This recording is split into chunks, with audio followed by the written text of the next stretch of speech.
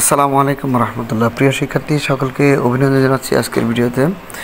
আজকে আমরা একটি গুরুত্বপূর্ণ ডায়লগ নিয়ে আলোচনা করব। ডায়লগটি হচ্ছে যে আসন্ন পরীক্ষার প্রস্তুতি নিয়ে বন্ধুর সাথে হচ্ছে কথোপকথন, অর্থাৎ the preparation of coming exam, এইটার উপর হচ্ছে বন্ধুর সাথে ডায়লগ।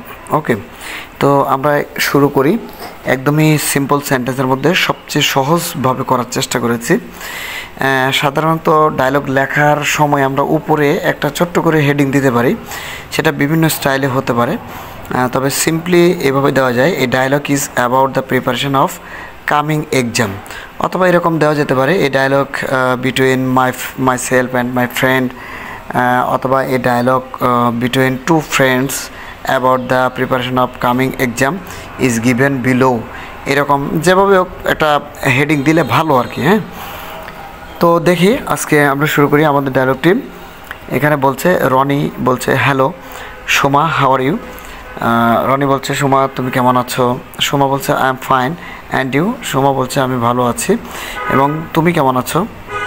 রনি বলছে, আই এম অলসো ফাইন, আমিও ভালো আছি, but I feel tension for coming exam, আমি আসন্ন পরীক্ষা নিয়ে খুবই টেনশনে আছি। What about you? তোমার কি অবস্থা?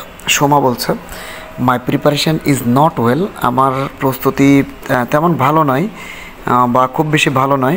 ইউ নো দ্যাট, তুমি জানো যে I am very weak in English and physics, ইংরেজি এবং পদার্থ বিষয়ে আমি খুবই দুর্বল।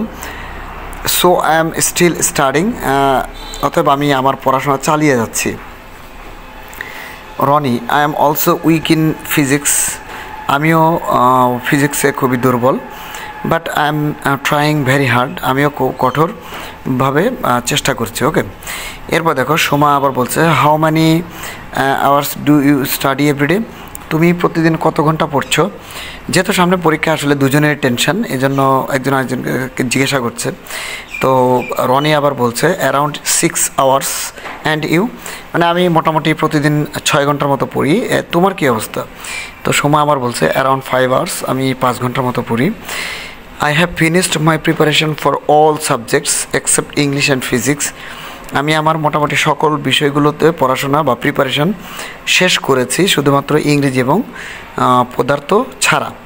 Right now I am focusing more on this 2 subjects, বর্তমানে আমি বা এই মুহূর্তে আমি এই 2টি সাবজেক্টের উপর বেশি গুরুত্ব দিচ্ছি বা বেশি পরিশ্রম করছি বা বেশি সময় দিচ্ছি, যেটাই বলো।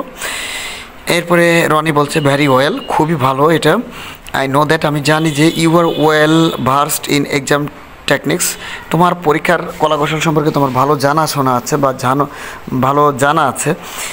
Soma, thank you very much. Soma এবার বলছে, তোমাকে অসংখ্য ধন্যবাদ। রনি বলছে, ইউ আর ওয়েলকাম, তোমাকে স্বাগত জানাচ্ছি। মে আল্লাহ হেল্প আস, মহান রব অর্থাৎ আল্লাহ আমাদেরকে সাহায্য করুক বা আল্লাহ আমাদের জন্য সহায় হোক। এই হচ্ছে আজকের ডায়লগটি ভালো লাগলে অবশ্যই শেয়ার করবে এবং এই পেজে নতুন হলে অবশ্যই ফলো দিয়ে পাশে থাকবে। সাধারণত রাইটিং পার্টগুলো একদম সিম্পল সেন্টেন্সে অতি সহজে পাওয়ার জন্য আমার এই পেজটি তোমার জন্য খুবই নির্ভরযোগ্য হবে ইনশাল্লাহ। তো সকলকে আবারও অভিনন্দন জানিয়ে শেষ করছি। আসসালামু আলাইকুম রহমতুল্লাহ।